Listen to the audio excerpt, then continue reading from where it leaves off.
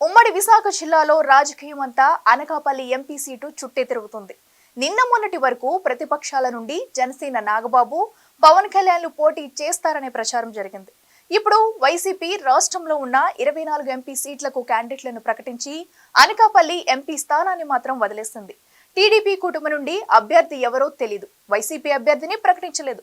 దాంతో అనకాపల్లిలో ఏం జరుగుతుందనేది ఇప్పుడు ఎవ్వరికీ అర్థం కాకుండా తయారైంది. వైసీపీ ఎందుకు అభ్యర్థిని ప్రకటించలేదు? కూటమి అభ్యర్థి కోసం వేచి చూస్తుందా? పార్టీ మారి వైసీపీలోకి వచ్చే నాయకుల కోసమే అనకాపల్లిని పెండింగ్ లో పెట్టిందా? అసలు అధికార పక్షం వ్యూహం ఏంటి?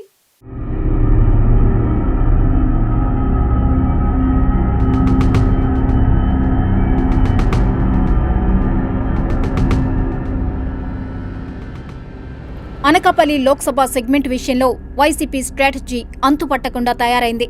దాదాపుగా 70కి పైగా ఎమ్మెల్యే అభ్యర్థులను, ఇన్ఛార్జీల సెగ్మెంట్లను మార్చి సొంత పార్టీలోనే కలకలం రేపింది అధికార పక్షం. తాజాగా 175 ఎమ్మెల్యే అభ్యర్థులను, 24 మంది ఎంపీ అభ్యర్థులను ప్రకటించిన వైసీపీ అధిష్టానం అనకాపల్లి ఎంపీ అభ్యర్థిని మాత్రం ప్రకటించకుండా పెండింగ్లో పెట్టింది. దాంతో అనకాపల్లి సిట్టింగ్ ఎంపీగా ఉన్న బీశెట్టి సత్యవతికి ఈసారి సీటు గల్లంతైనట్లే కనిపిస్తోంది. 5 ఏళ్లు ఎంపీగా ఉన్న సత్యవతి ఎలాంటి వివాదాలు లేకపోయినా అధికార పక్షం సభ్యురాలిగా తన సమర్థత చాటుకోలేకపోయారన్న అభిప్రాయం ఉంది. అందుకే వైసీపీ అధిష్టానం బీశెట్టి సత్యవతిని పక్కన పెట్టినట్లు తెలుస్తుంది. ఈ నియోజకవర్గంలో కాపులతో పాటు గవర సామాజిక వర్గం ఓట్లు అత్యంత ప్రభావితంగా ఉంటాయి. దీంతో ఎవరికి సీటు కేటాయించాలో తేల్చుకోలేకే వైసీపీ ఈ స్థానాన్ని పెండింగ్లో పెట్టిందంటున్నారు.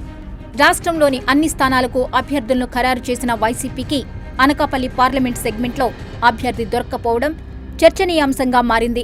విపక్షాల పొత్తుల లెక్కలతోనే వైసీపీ ఆచితూచి వ్యవహరిస్తున్నట్లు కనిపిస్తుంది. ఎందుకంటే కొన్ని రోజుల క్రితం వరకు టీడీపీ, జనసేన మాత్రమే పొత్తులో ఉన్నాయి. దీంతో అనకాపల్లి ఎంపీ అభ్యర్థిగా టీడీపీ నుండి బైరా దిలీప్ చక్రవర్తి పేరు బలంగా వినిపించింది.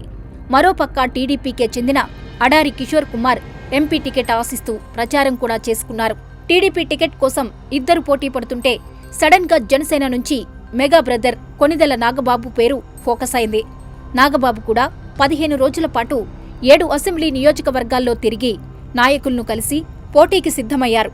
అయితే జనసేన అంతర్గత సర్వేల్లో నాగబాబుకి వ్యతిరేకత వచ్చిందని, అందుకే ఆయన్ని తప్పించి పవన్ కళ్యాణ్ అనకాపల్లి ఎంపీగా పోటీ చేస్తారన్న ప్రచారం జరిగింది.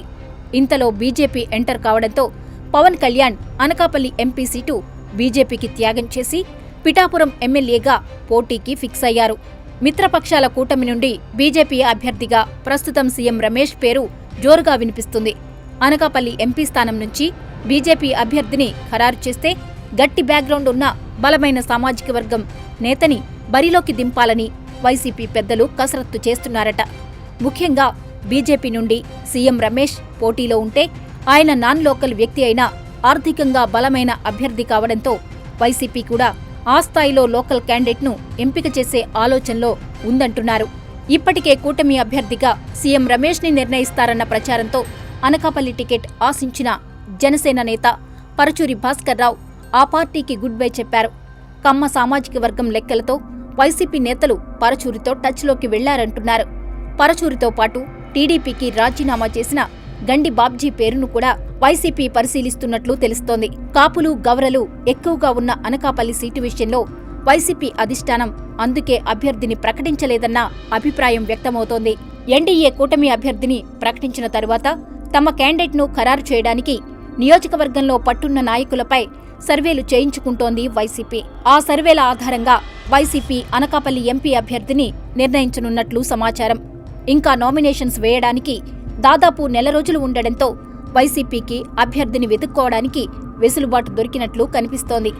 మరోవైపు అనకాపల్లి లోక్సభ సెగ్మెంట్లో పాయకరావుపేట, అనకాపల్లి అసెంబ్లీ నియోజకవర్గాల్లో తప్ప మిగిలిన అన్ని చోట్ల సిట్టింగ్ ఎమ్మెల్యేలకు సీట్లివ్వడంతో ఎంపీ అభ్యర్థి ప్రకటన లేటైనా ప్రచారానికి పెద్దగా ఇబ్బంది ఉండదని వైసీపీ అధిష్టానం భావిస్తోందట.